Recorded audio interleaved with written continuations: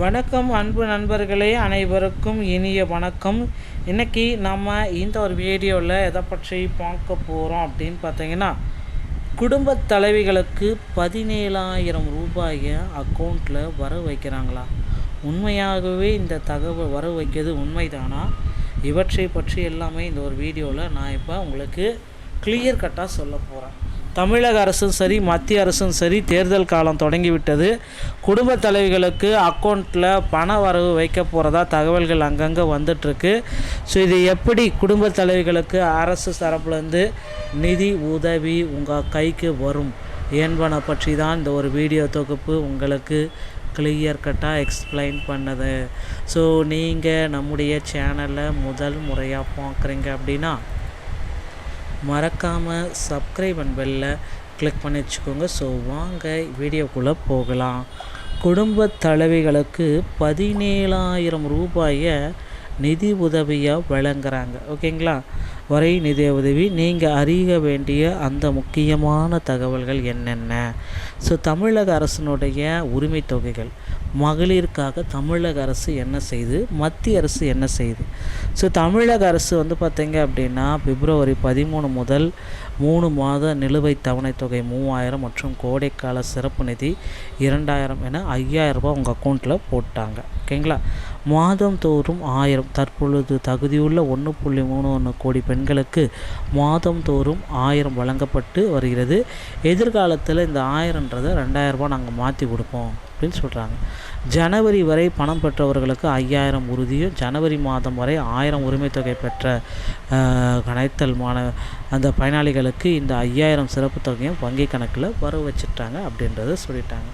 இது ஒரு பக்கம் இருந்தாலும் மத்திய அரசினுடைய அப்டேட் அப்படின்னு நம்ம பார்க்குறப்ப கேஸ் மானியம், ஓகேங்களா, இதுவே ஒரு 4,000 ரூபா வந்துடும். ஸோ அதே மாதிரி உர மானியம் இது ஒரு 4,000 ரூபா வந்துடும். ஸோ பிஎம் கிசான் ஒரு 6,000. ஸோ கிட்டத்தட்ட ஒரு 17,000 ரூபாயை உங்களுக்கு கொடுக்குறாங்க. ஸோ அப்படி இப்படி நமக்கு பார்க்குறப்போ மத்திய அரசுடைய கால்குலேஷன் நம்ம போட்டு பார்க்குறப்போ ஒரு 12,000, தமிழக அரசு ஒரு 5,000, மொத்தம் 17,000 ரூபாய் மகளிருடைய அக்கௌண்ட்டுக்கு வர வைக்கப்படுகிறது. ஸோ நேரடி பண பரிமாற்றம் டிபிடி மூலம் இடைத்தரகர்கள் இன்றி பயனாளிகளுடைய வங்கி கணக்கில் நேரடியாக பணம் சென்றடையும் வகையில் இந்த திட்டம் வடிவமைக்கப்பட்டுள்ளது. இது எல்லோருக்குமே தெரிஞ்ச விஷயம்தான். ஓகேங்களா? ஸோ இப்படி தான் அந்த நேரடியாக உங்கள் அக்கௌண்ட்டில் பார்த்திங்கன்னா போடுற மாதிரி தான் போட்டிருக்காங்க. ஸோ அந்த டிபிடி முறைகளில் தான் உங்களுக்கு பார்த்திங்கன்னா அந்த பண பரிமாற்றம் நடக்கும். இந்த திட்டத்திற்கு தகுதி யாருக்கெல்லாம் தகுதி இந்த உதவித்தொகை கிடைக்காது. ஸோ நீங்கள் அரசு ஊழியர் மற்றும் வரி செலுத்துவராக இருந்தால் இதுக்கு விண்ணப்பிக்க முடியாது. வாகன உரிமையாக 4 சக்கர வாகனம் ஏதாவது வச்சுருந்தீங்கனாலும் விண்ணப்பிக்க முடியாது.